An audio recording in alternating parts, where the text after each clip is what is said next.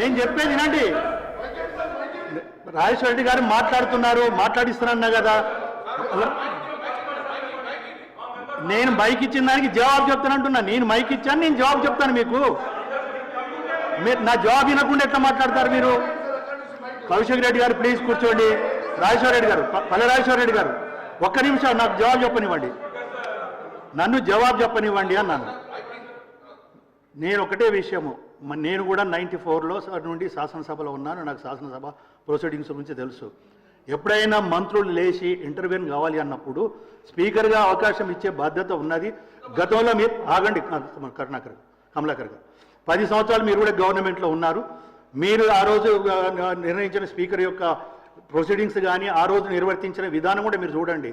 మీకు తెలియంది కాదు, మీరు సీనియర్సు, మీరు ఎల్ఏగా మినిస్టర్ కూడా చేశారు. మినిస్టర్స్ ఎప్పుడు లేచినా కూడా డెఫినెట్గా అవకాశం ఇవ్వాల్సిన బాధ్యత చేరుకున్నది. అది లెక్క పెట్టరు, దానికి లెక్క పెట్టరు. మీకు తెలియని విషయం కాదు. మీరు ఎందుకు అనవసరంగా మమ్మల్ని ప్రెషర్ చేస్తారు? No, it's not correct. Please Rajeshwara Reddy గారు, మీరు దయచేసి ఒకటే నేను రాజేశ్వర రెడ్డి గారికి కోరేది, ప్రొవకేషన్ లేకుండా మాట్లాడండి, సబ్జెక్టు మాట్లాడండి. నేను ఒక్క మాట అధ్యక్ష, మీరు పెద్దలు, మీరు చాలా సీనియర్ శాసనసభ్యులుగా ఉన్నారు, మీ అందరికీ తెలుసు. ఒక్కటే మాట్లాడే ఫౌత్యానంగానే వారు మాట్లాడే, అనుమోదార కాలంలోనే మీరు మాట్లాడే, అన్ని రాష్ట్రం చెప్పండి అధ్యక్ష. మేము చెప్పిన తప్పైతే మీరు చెప్పొచ్చు కదా. నేను చెప్తున్నా కట్టుబడిన అధ్యక్ష, మీరు చేస్తున్న భూభారతులు భాగంగా చేస్తున్న అవన్నీ కూడా సరైనది కాదు. అది మ్యుటేషన్ పద్ధతి కానీ, ఫౌతీ సిస్టమ్ కానీ, అనుమోదార కాలం పెట్టడం కానీ, లేక ఒక మాన్యువల్ పహాని పెట్టడం కానీ, ఇవన్నీ సరైన పద్ధతులు కాదు. దీనివల్ల ఇప్పటికే 1,55,00,000 మంది ఎకరాలకు సంబంధించిన వాళ్ళందరూ నష్టపోతారని చెప్పేసి మీ ద్వారా ప్రభుత్వానికి నేను తెలియజేస్తున్నా. అదేవిధంగా పోడు భూములకు సంబంధించింది కూడా గత ప్రభుత్వంలో 4,06,369 ఎకరాలకు సంబంధించింది టైటిల్ డీడ్స్ ఇచ్చినాం. ఇంకొంతమంది వాళ్ళు ప్రస్తుతం ఎదురు చూస్తున్నారు. వాళ్ళందరికీ టైటిల్ డీడ్స్ ఇవ్వడమే కాకుండా రైతు బంధు, రైతు బీమా, అదేవిధంగా అన్ని ఇచ్చినాం. కాబట్టి మీరు మిగతా వాళ్ళు ఎవరైతే ఉన్నారో వాళ్ళందరికీ కూడా ఇవ్వాలని చెప్పేసి మీ ద్వారా వారిని కోరుతున్నా. ఇప్పుడు మీరు విలేజ్ అడ్మినిస్ట్రేటివ్ ఆఫీసర్స్ అని తీసుకుంటున్న సందర్భంగా విఆర్ఏల కోసం ఆనాడు దరిదాపుగా 20,550 మంది విఆర్ఏలు ఉంటే జీవో నెంబర్ 81, జీవో నెంబర్ 85 ద్వారా 2023 జూలైలో 16,758 మంది విఆర్ఏలను తీసుకున్నారు. వాళ్ళకి జూనియర్ అసిస్టెంట్గా కానీ, లేకపోతే రికార్డ్ అసిస్టెంట్గా కానీ, ఆఫీస్ సబార్డినేట్ కానీ వాళ్ళ ఎడ్యుకేషన్ బట్టి చేసిండ్రు. నేను కూడా ఆనాడు CCLA ఉన్న నవీన్ మిట్టల్ గారితో పాటు నేను కూడా కమిటీలో ఉన్నాను. వాళ్ళందరిలో మిగిలిపోయిన వాళ్ళు 3,797 మంది 61 సంవత్సరాలు పైబడి ఉన్నారు. మీకు తెలుసు, ఊర్లలో మస్కూర్ అని, నీరట్ అని రకరకాలుగా వాళ్ళ కుటుంబాలు 60 అయినా, 70 అయినా, 80 అయినా, 90 అయినా చనిపోయే వరకు కూడా వాళ్ళే చేస్తారు. కుటుంబాలలో వాళ్ళు పంచుకున్నారు. ఇప్పుడు మీకు వస్తుంది కదా ఉద్యోగం అని చెప్పేసి ఊళ్ళో ఉన్న అరెకరమో పావెకరమో ఉన్నట్లయితే ఒకరికి ఇచ్చి నేను చేసుకుంటా అని చెప్పేసి ఉన్నారు. వాళ్ళందరికీ కూడా మనం ఇవ్వాల్సిన క్రమంలో ఎలక్షన్ రావడం వల్ల ఇవ్వలేకపోయినాం.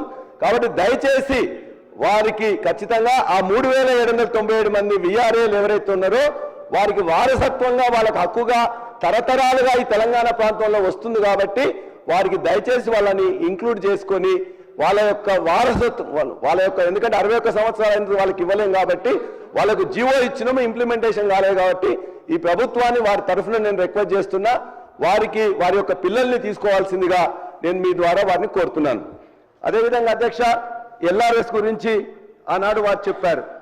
బట్టి గారు మాట్లాడుతూ ప్రజల రక్తాన్ని పీలుస్తున్నారు, ఎట్టి పరిస్థితుల్లో కట్టవద్దు, వీలైతే పెద్ద భయాందోళనకు గురి చేస్తుందని చెప్పేసి నేను వారి మాటల్లోనే చెప్తున్నాను. ఎందుకంటే నేను రికార్డు ఇప్పుడు నేను వేయడం అనేది మీరు పర్మిషన్ ఇస్తే రికార్డు కూడా ఇస్తాం.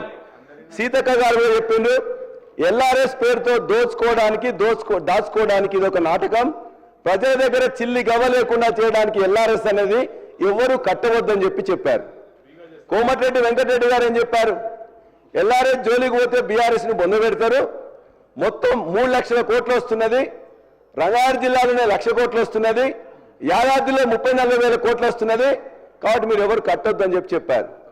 మరొక మంత్రి ఉత్తమ్ కుమార్ రెడ్డి గారు మాట్లాడుతూ ఒక అమానవీయ జీవో తీసుకొస్తున్నారు, దాన్ని వ్యతిరేకిస్తాం, కాంగ్రెస్ పార్టీ అధికారంలోకి రాబోతోంది, ఉచితంగా రెగ్యులరైజ్ చేస్తాం, నో LRS, నో TRS వద్దు, కాంగ్రెస్ ముద్దని చెప్పారు.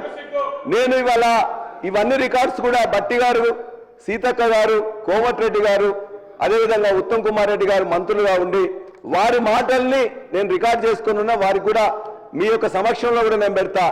ఏదైతే ఎల్ఆర్ఎస్ ను ఆనాడు అమానవీయంగా చిత్రీకరించిందో ఇవాళ ఫ్రీగా చేస్తామని చెప్పిండ్రో, దయచేసి వారు ఇచ్చిన మాటకు కట్టుబడి మరలా ఇవాళ లక్షల కోట్లు ఎక్కడి నుంచి వస్తున్నాయో వాళ్ళకి తెలుసు కాబట్టి, లక్షల కోట్లు వస్తున్నాయా వేల కోట్లు వస్తున్నాయా తెలుసుకొని దయచేసి ఆ పేద ప్రజలకు మీరిచ్చిన హామీ ప్రకారం ఖచ్చితంగా చేయాలని మీ ద్వారా ప్రభుత్వాన్ని నేను కోరుతా ఉన్నా. ఉచితంగా చేయాలని చెప్పేసి కోరుతా ఉన్నాను. అదే అధ్యక్ష, ఇవాళ ఉచితంగా చేస్తానని మీరు చెప్పారు అధ్యక్ష, దానే చేయమని అడుగుతున్నాం. అదేవిధంగా ఇవాళ దీని మీద రాజేశ్వర రెడ్డి గారు 1 అవర్ అయింది సార్. నేను 20 నిమిషాలు కూడా మాట్లాడలేదు సార్. 20 నిమిషాలు కూడా మాట్లాడలేదు సార్. సార్ 1 అవర్ వారు మాట్లాడండి సార్, మేము మాట్లాడలేదు సార్. కేటీఆర్ గారు, నేను సభ్యులతోటి మాట్లాడుతున్నాను, నేను రిక్వెస్ట్ చేస్తున్నాను, ఇప్పుడేం మైక్ కట్ చేయలేదు.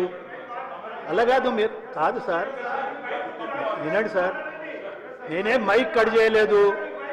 వారికి కొంచెం మీరు చూసుకొని సబ్జెక్టును ప్లీజ్, డెఫినెట్గా మీ మాట ఎక్కుంటాను. 10 నిమిషాలు మాట్లాడండి. ఓకే, ఇచ్చింది సార్.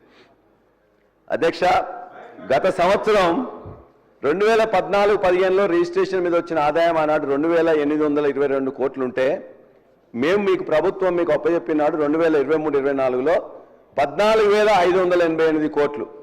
ప్రతి సంవత్సరం ఒక్క కోవిడ్ పీరియడ్లో తప్ప మిగతా ప్రతి సంవత్సరం కూడా 30%, 40% రేట్లని పెంచకుండా ఇవన్నీ ఎల్ఆర్ఎస్ అమౌంట్ తీసుకోకుండా దీనిలోనే 14,588 కోట్లు ఆనాడు వచ్చింది అధ్యక్ష.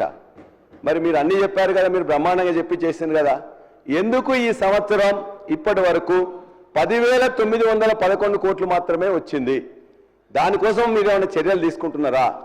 ఈ యొక్క ఖచ్చితంగా ఇది ఒక బ్రహ్మాండమైన ఆదాయంగా ఉన్నదాన్ని, ఈ ఆదాయం తగ్గడానికి కారణమైంది, రియల్ ఎస్టేట్ పడిపోవడానికి కారణమైంది, రిజిస్ట్రేషన్స్ తగ్గడానికి కారణమైందని చెప్పేసి అనేక అపోహలు అనుమానాలు మీ యొక్క ఎమ్మెల్యేలే చెప్తున్నారు. కాబట్టి దయచేసి దాన్ని గమనంలో తీసుకొని ఈ యొక్క వాతావరణాన్ని, ఒక ఈకో సిస్టాన్ని మంచిగా డెవలప్ చేయాల్సిందిగా మీ ద్వారా ప్రభుత్వాన్ని కోరుతున్నా.